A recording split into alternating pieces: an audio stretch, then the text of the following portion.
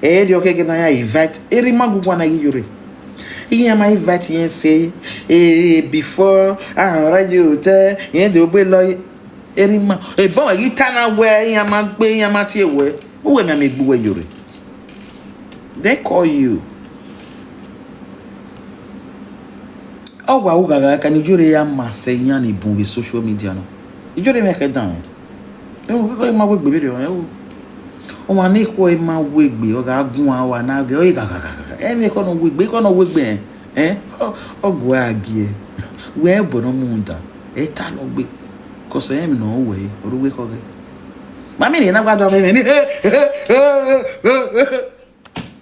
mi ro pero no tin ro wa ze boys was war that nice woman but the stubbornness of his stupidity ni iho na me no ya ugu me go me ma be gba gbonu me no one of me go Europe than me I wo me go ibege we just a villa ge a villa is second hand villa na mo no man no I can respect one Senegal man even one Nigeria German first the German man here you know we are getting match oge tari ewuhu man wa na ewuhu you go sweat who sweat who do wa who just and they wa be do even we abege ngonu me igonu we me dere na me we umwe bed we ladia I bed ni mani regan ya bi etens ku ka bi ya Iyore di go ni kin de we do de bed agbo 6 months or you na be 1 year who de bed arabo o ma me go ni here ni mani marriage I don't descend to you man that be my sister the only thing not different okay we make have here if I need that make here that ma different because my beg nothing. Cause someone no me go we adobo me go even that arabo ebedini e maka ye ro no so ni ayu nu gie I we video we kan kan we awe video o e fe video if mo mi ni here aka ya we je bedini 10 million bedara ebedi ro no what is bu ma ebedi segbe e ma ebedi segbe my sister igo nu me ni go igo jaou me be du mana me one very na me wisdom by go when he go jai no about davan wo wani about davan my sister sometimes so can we jam me ka konoro no we ke wo na mi wa be go we me wona saga for egu saga for this why wo ya we agbon o wa na bonaji na totayi o wani why you no can't tell no one when we na ja for show why go tayo e wo na dojo ni e wo o ma free life iwe Umego, ego jaume. Ego no free. You can walk anywhere without being disturbed. On your one omego.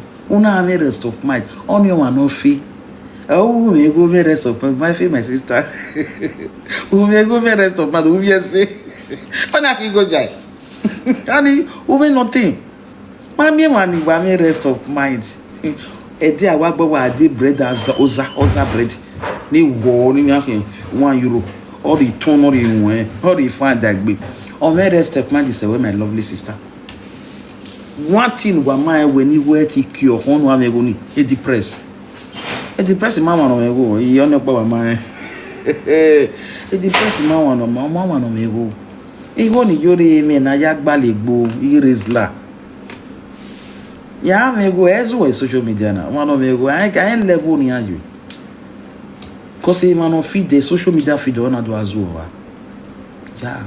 We no you bogbe we yen go. Eti do as well we be no masi be ka do button o. No, why can me beg level yen. Ni me avale a Porsche is a Iyore ligo, a Porsche na be only ni Porsche ya me respect is a Iyore o get egbe.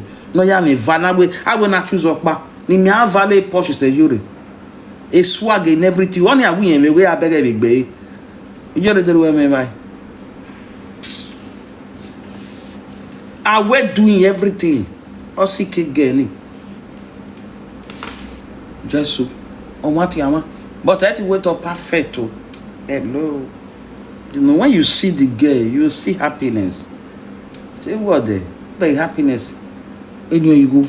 Oh, why am I going to go? Iyore a lot run aye we All those people no advice we never have watched advice woman gbeni amati advice gbia don't pay Iyore.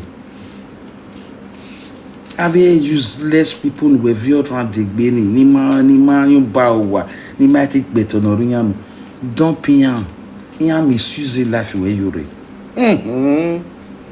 Afa na bi we maybe send you go get baba with this man marry who kina gear cause they to go get tell now cause you wait to receive you go wa collect when woman pa wita there we pay 100 euro no saga 100 euro ma say me the risla and then me there me yete na we respect of me wait we mean with a choice of in a very dark man me get here pay ye a guy no what ya di here pay baba with this man all this trauma and then na wa agbon efo imaige na wa agbon sister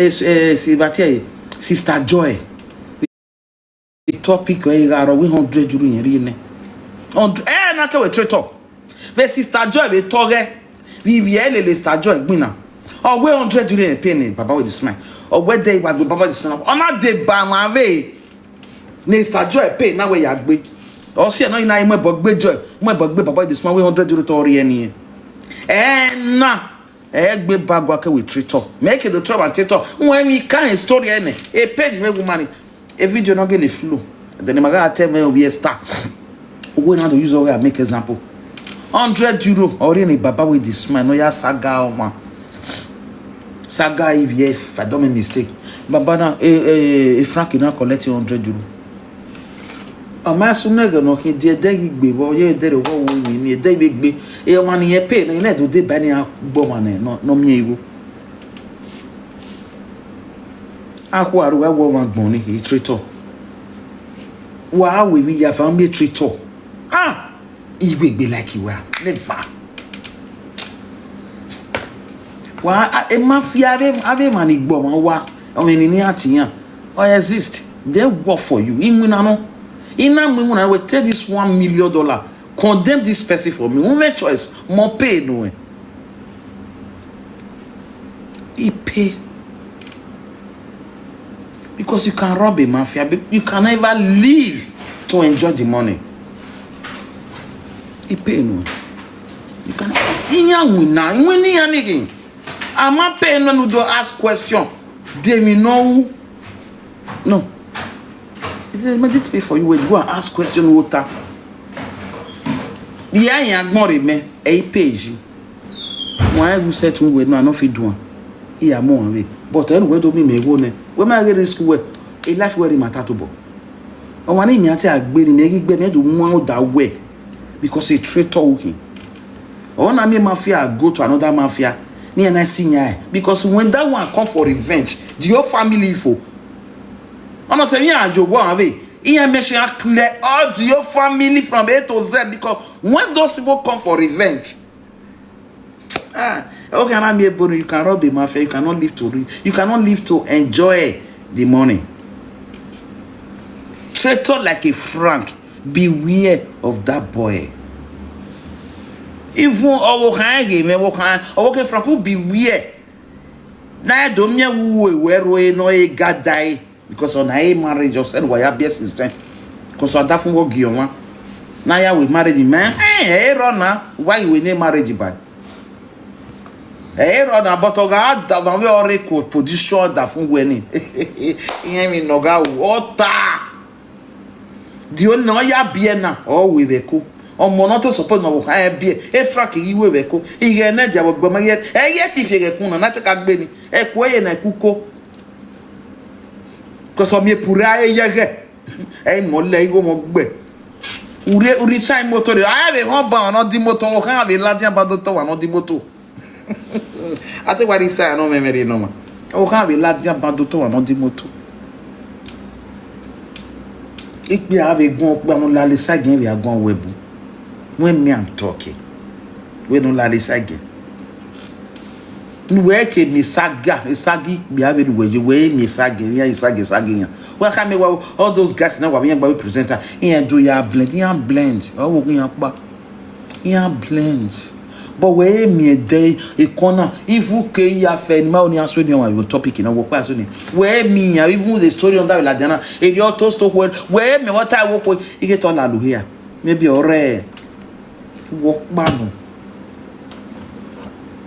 e we be like we a traitor omoja traitor omoja ni me avale adafesta so we now ni me avale so we adafesta ni me avale so we that's why one we wa we wa mako begbo to dan ori dey na bagwadi enu se eni no man we gbale akobagi eyan ri gbuwe na bagwa we o we nu ya logo wana mewe uye no dion fun uye gbona ye ni kere kun we ya star Esther ga we live yaga u yaga yeme mi wa we star Esther yaga no dion wa we je Sonia that Wahala express na the only glitter silent killing egbe no dion ni o gbe star mo ye gan wa yin ogbe Esther wa ta lo gba na wa no dion ni egbe no dion yo ke kinu pe ale na no dion ni very intelligent smart yaya gay modern green snake under the green grass. That is my daughter. It okay kina. Oh yeah, boy. If you are going gwale mi no we. Uri me bo me bo. I like it. Robbie do dan le igu. Power tap me. We ha me we no ya fe no river na 250 we me shi gon. Igi gon. Wa mana fini me igi gon na. Igi gon. Igi gon o. Jai Wahala ke mitana. You need that machine gun. If flower need what here machine gun what here? Pistol gun. Mami imi ejege. Wa mu machine gun me, wa mu me machine gun. Imi even know wa fear me. Bi me wa fear ni me, wa fear ni me. Fear me. E me ro ni analyze Olivier re Olivier. Olivier me Olivier. Wa mi Olivier e woto. Ibe ka wo no ne. Me fear me. Oh God. Eri vi mete kaje na be money me da bien na. Nyero aba be ba de guy. Eri vi me kaje na. Ivi me ro mi na. Vi mete ro mi ya. Ero vi ya.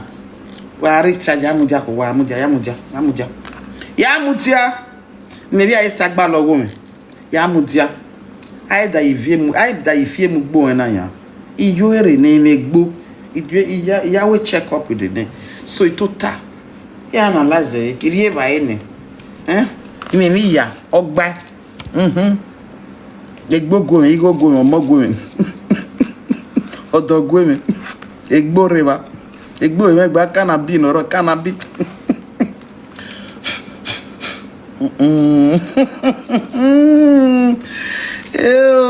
Wa no rin ma stand. Someone no digbo we je soko na egbo ni wa every day we beniscori na here what is egbo why is you why be ka I respect our no see I respect you go me ya say egbo na we na for 8 hours 2 or 4 hours o mami go no female Nanda Stevie Iyore we na bisaka anyoni we nwoni wo wa nwogisen ohu nwоги ha oge Sonia wa bege inwa anyo we ro we so we have judge me be venu we wa ri me na we be a judge egbo o nu ya won we toilet ko ni si egbo we toilet awun ya kere wa spray e set ni pa ge ni ya ga se gba awun ya ma e so awun ya me yen but iyan ni gun na vebo ni awun ya wi ya si egbo mama was we be say gbo we ye me won ropa na so una know na self mo understand una know na self so when me na worry me la jara na so people they think say baby I'm sweating me I change it take me now na dele me 19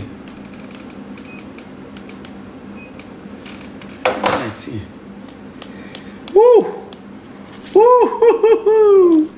I'm sweaty. Yeah. Later. So now you need bow. I don't give F. Hey, not do I give F now?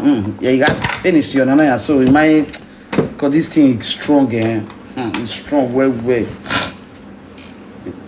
Ooh, I felt like itself. Ooh. So we continue.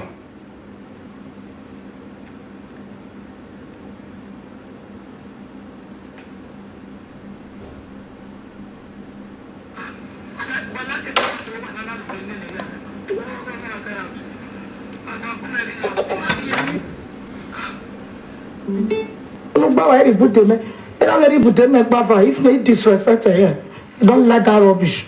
One look for job, man. Okay, one look for job. One forget about Iyore matter. All we worry sorry, man.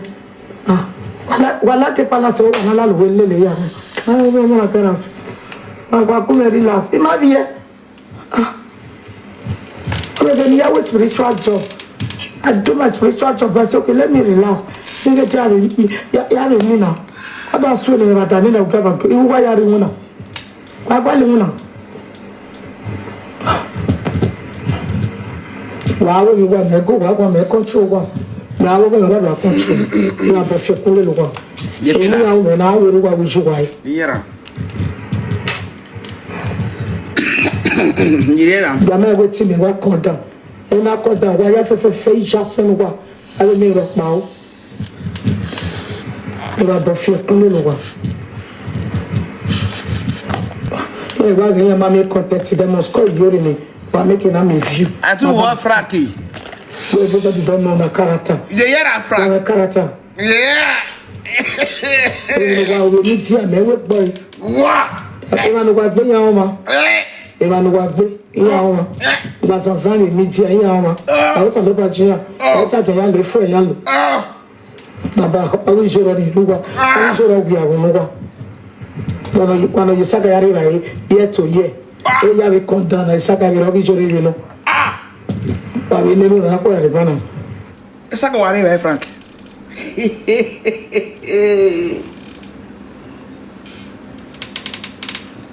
Saga we are right. Saga. We do agua. We ago le gbogbo. Saga we are right. We are worry wila ofidoko. Ijo go egwala we saga are right.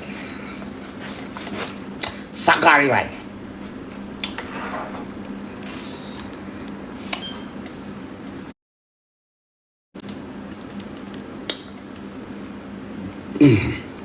But I forgive you. We are here bomb me, on dit Iyore. Without my can we Frank. Right now, te wala loué ne Iyore, ala loué la le sagien, ala loué la le sagien, ala loué la le sagien, ala loué la le sagien, ala loué Iyore, wa ma we magbe. Ma wa ki on se leta wa je doni e ga iti e bonu egbo emosegbe eriwe we je na emekire ya sewe u tabi no je de to respect ona me ma like wo se u me no bai wa ti won go me ne ti me bi eke e do gbe menu do ba do gbe social media no we dey na no when I come at full speed yan ladian full speed wa vemi me na he o to ta kin iya la dian saga o se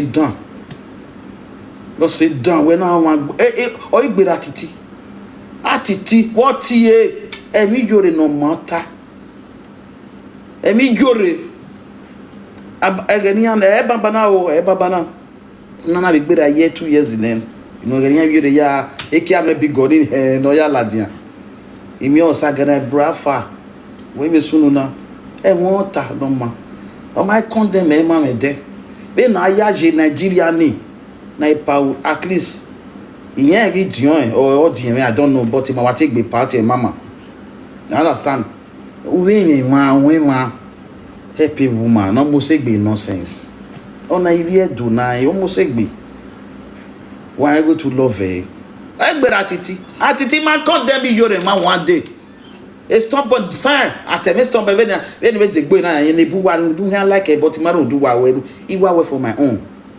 I don't do what no. I know they use that and do now my life is this one. I don't do it to like me. A position you like him, stay ba. Oh no. You like him. This is for my own person now. You like him. So without this, a reason you like him, ya muja ya down with me. Because you know what 88 men die dig boy. E no ru wegbe o se gbo na. Wa ni bu ya u fucking ya dafuwa. No.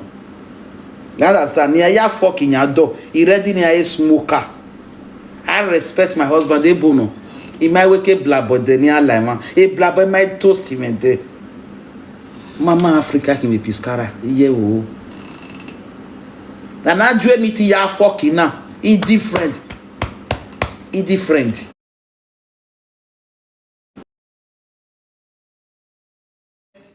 Ni ala wona 30 years ago Italy, my travel there ya big agabi France, Paris, London. My yo there. Imaya kan gbe koti le red house there we bejo. Imaya do ke manyashi there wona de manyashi yet we house even as before. Yeah, teach and now. Understand? Mama said in egbo when I be sakan we see egbo, so don't judge me you see egbo.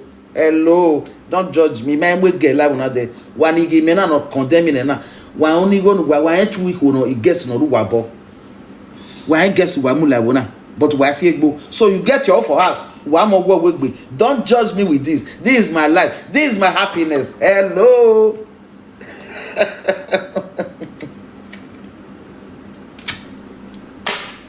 Mother sound up where we be. So that is it.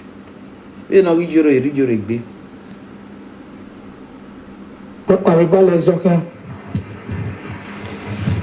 Why to stay with that Mama Sonia Iyore? Yes, sir. You know, nothing about my people. If you say me give the small respect, they will just do like say the two no. I don't even know me. I make yeah, online. No, me do I carry coco. Me do a special child. Not two no. And we are women, our way. When I get men now, where you really want to relax. You know, the summit, that kind of thing. Yeah. Okay. I don't look and say that will not be anything. I look in that one. Then maybe we know. You know, going to know me. You are both your little wire. Was well. So, whenever the best shall we have to advance me. Well, we do not man at all. Yeah, when I can live in a kitty, I don't see them move where you are. I don't know how to get out. You can't talk to me. When the record of the care this way. Coco. Why, waiting at another being a way to put in email when the baby killed me. When I won't be tasking. I just tired for those dirty people. You know, I'm not able to know land. But if you continue to the top guy, they are not going to take again. I will just hate you because I'm not a child. You know, I want to matter moment once a couple. You don't continue.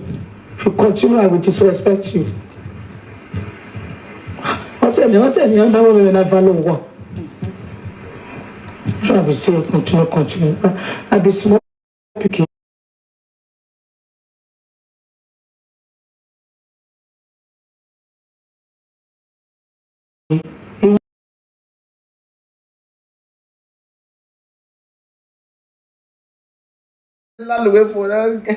Fire.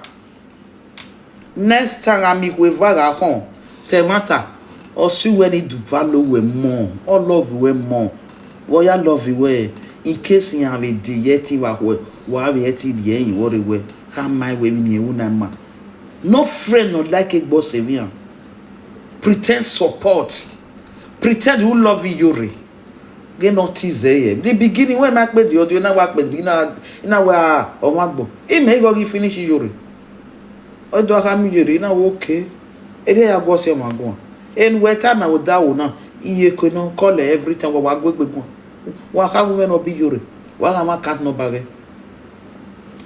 What am I bank this thing okay? If a pretend friend friend enemy. Friend enemy. Naba the who naba when your master. Woman no ba. So is your gwagwa me ate me route ante gwa me de gwagwa na gwagwa. Yira that bag ye na gla go ro we me e me no ma kan won. As a man, why you go no you go no. Ona see you right. Ona robi je.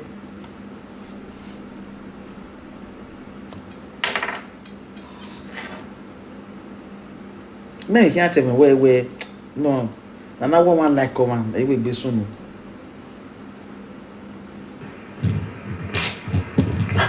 When the character about the keke, when I believe everybody is already this way. Okay. Have you not met? In where we may if I know like we are this way, we may well. Oh, if I know like we Makamu wage emi no do what di me. Ono say network be yemere. You not relax after we are seen our relax. That don't even know that will be. Wa gelebe ga Iyore my ban wa social media. O na emu we ifwa. Bege agbonya me na ya gi o ma. Enen mo so mo bi me pa na ya gi o. Ama no one my memo to say where I get.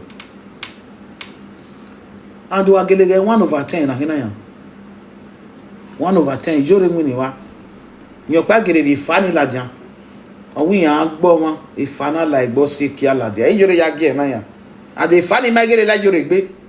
Ifana we la Iyore gbe na be different. Mami ge e no di me e duwe e no guwe e gbi me no gbi me guwe. Etu agbegbe ya we no gbedo no gbidigo egbe yi pe ha pada mi ho I know the person be say they will just on the do like say wa for me but for me wa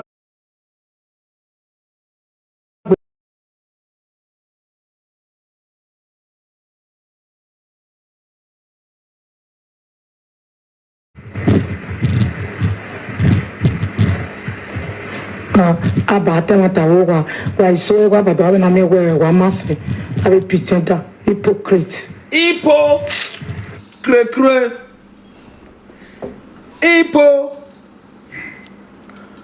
ipo dene domini uri ma ipo kre ipo bari Iyore ipo popo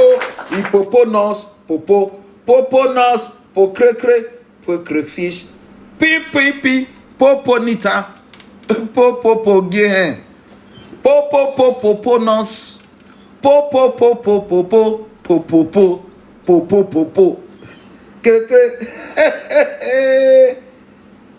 no gbe wugo e ka yin egu agbe e ka yin egu agbe egbera no ya o gbe wugo ri ma ya fe ye adi no be go advice on na o yin ri advice o yin ma ri ma be beg o yin but ata mi yen o wa you to tell me hello yin go abeg owo wa but aga beg o yin oh with my brush how you my brush this life lost settle now we were there inside a life in settle man oru wa settle people like to judge others but I judge well all right problem ya pe video na ya ko analyze egbe awo egbe ade understand ya ko me gba me ko gbe na na ti o ven na mostly I know when I will be 15 egbe ta bi e ka ni awa agba me ko gbe yere awa agba me ko gbe when I love the advice me give me a car na wala go that side at all I'm go take care of myself to na call who shall advice the 260 I gave me 10,000 it's a gift to Lele not be so na do not do what hate me like epo na ya digbo be na ya di cigar ya di everything you can't see we need €500 you need the job wala we need the job €500 ya wa di battery bet igi mo na no ba ni ata na wo ke ya mo ari e ka na gba ogo mo ya di batter please €500 waro fetana ya i battery bet no 500 that way me jobo o me problem wa ni hukmo me o bo problem hukmo bi batter igbo those things man igbo a problem ma bo pologbo bo salo bono se no na abadon ni me o me o body stop e baba gbe ya wa mi egbo si na mi ba e na igbe na mi me am okay ime bileto ni aya like boss me no say mo bo wa e so aba wa me o we give me wahala e mo bo me problem era bi je and tell me I disturb me gbe the only problem in me block e oni se ni wazo wa gwaze se ni wa da wi apopo we ya e block e ne he e se ni fo e mo bo e bata ni wa e problem my love €400 €500 na e bata dey by the bet I understand do we be bata we do a gift me wa mo say 10k wa me ni tu no ta ma yo du ko ta ma wa agbon igwati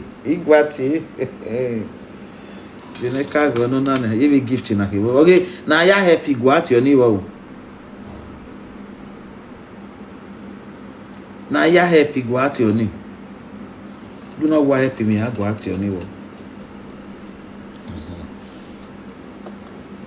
okay wa power tap na wa ya wa delay again mo say 10k wa delay power tap e two something game now okay by 300 you understand zebe mama G aka mama cannabis hey campe power tap me my lovely sister family me imuna obe sister my family me abashu family now support me abashu family una right family osas me aba family Iyore me aba my family na I want buy shoe €500 with bet more than the right my family right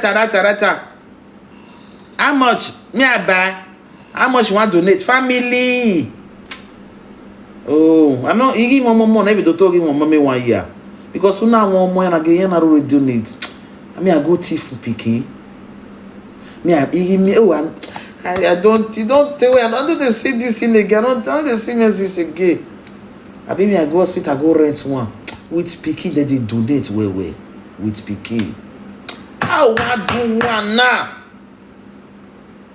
tomato I go like you know say amaro ibo that they use that one they cover face who go help they not they help again but I wish I get pikin I'll use 2 months or 1 month is clean black arrange myself like person wey depressed I can't arrange am with my oyibo but they do like say you frustrate me that kind of arrange good I'll get 2k like 3k that one a good idea oh but I be like say maybe me with my husband they fight but they pretend but when they do like say the thing go work oh I be me I call this my sister me show me how they did do it because the artist too much go here I be me I call her abata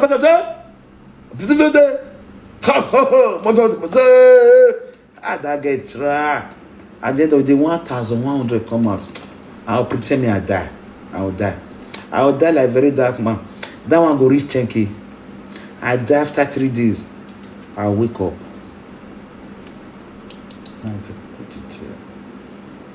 because if I measure shoe now who want donate for me never buy shoe of €100 me want go buy shoe of 500 who go donate nobody mama no wear I need donation mama no wear no mama don't die they follow me do the burial that time no after this one now go help me I want to run the money I need money I beg I need that money Okay, I go here no so now don't ask account, we don't ask account number. Now we might know your account number. What thing I do? Yeah, now not my family. Any small thing go here. I would yeah, I don't call the wear crochet now. I would tie apart because most of those people were there outside women they will tie apart their breasts will come reach here. I mean they do like small girl, it don't make sense. I be 57 years. For my age, I senior all of them. Now me don't quick dash money because of my age. I don't the old. I will tie apart. My breast will fall. After all, the teeth don't even fall. Just because I the mileage and the carry and go. Yeah, they will too show for me. Oh, be the old. But this woman I find 57 years. Me I help her. That one. 3 years from now, later I'll come choose one for inside. Me I fair play Iyore first. No. Hey, don't reach 10. Hey, God bless you. Later, my do this side in the low or the method because one all the if one so mighty about 100 euro, me do an about 500. But one always say no mommy with the moto. Wow, look at we say me. Me I can't say man the damn moto. You understand? So far we wait for love. Church love, why a church heart in Yahweh, what he was saying, do we made it no problem. God will protect you. While using life where I saw a seed in me, another person will use the life to say sweet for you. No worry. After all, everybody they go to heaven. I'll come meet you later. If you use your life to sow seed for me, I'll come meet you later. Please help your back. I need money. I want to buy shoe. Now what give me? Now una be better person. Una be better person. Now una dey do saka. Why una? Why jumuna? Why when you be media? Why gele gi ya menguna? Ma menguna ku weke ya Iyore mana menguna ro. Otu we menguna. Wa masitati. Wa mare. Ogbon sawe na wo we ni ata mi asiwe o ma gbera do bi sili ayi li flower at least my mature na 2026 e ba e li flower e hat ari low o ma kin ari gift o na do kill denia I need the flower o wa ye mi go wa joke wa dozani wa gbagbo eri ona e wa ba joke I need them o anyway na way. Any way to survive and survive. Understand? I need that. Let's say sweetheart. I told her 2 plus 8. 10 ligina. 2 flower is starting me banner plus 8 in the mama and me banner 50. 2 plus that's 18. I'm a K1 K2. God bless you. Only one flower. Even though we have shared the one flower, half I will take. Obey no nyago go na say, "By go me agbano wa pay me. A gift in agbano you will give me." I go take. God bless you, sweetheart. Beg a +1, +6. It don't they go. Of any 20 now. Understand? Wow, man. You know where I'm a bar. A post in okay can carry no sing winner. Do we now a post in okay will water for carry no. Una we are post in okay. Una be a so now post in okay. Oh, hang out vile no. Oh, bad no yege. Oh, na bad. I don't think you're bad. Bad yege. Especially oh we oh we don't miss it.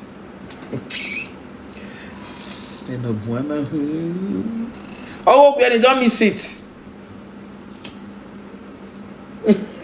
Wow, massive that. Oh get my meal.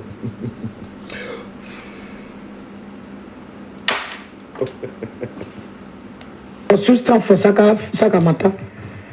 That's what they do saka man don't advise me. Take up back na carry na mata go that side. If you wa gwalo, bari okay. That is it. Ebona go back to Iyore. We have a advice one.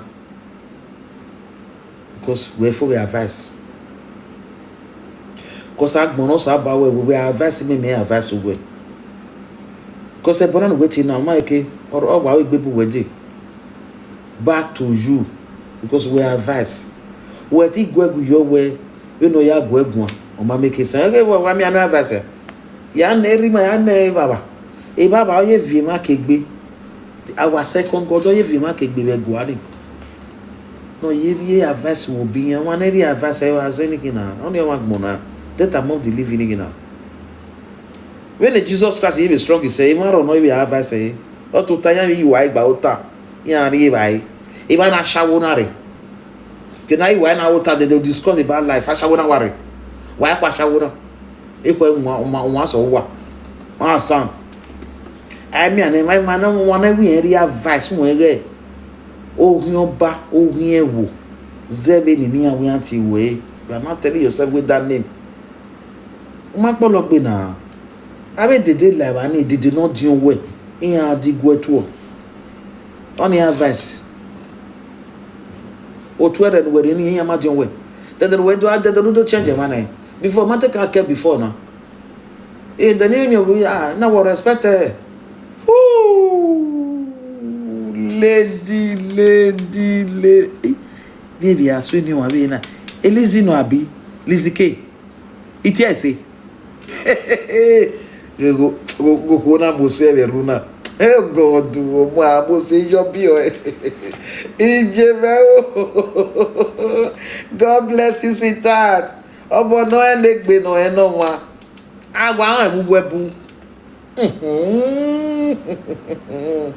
webu me wa ma me another one wa support e ko na wa le me una le lo na odo udo yivu le me another one egbu wa na wa wo me teme mo na follower wa ma sweetheart eta no ko dalele ke so moto wa so to opope no le me wa ma je wa ma sweetheart gomo ege na ikire ri waje ori ko ege na ikire wa ikire eri waje ege na wa ikire wa mi ego ige in fact my igbe God bless you omo no even where my love oh so good ya we no lolo e no gwe wa ni ke gba gba mo bo wa ya teme Sonia yan ye na no logun we gbe ogun we gbe latian no lo o lo igbege wa kere si igbege ki an lo eme wa igbege wa ma sitati wa le leme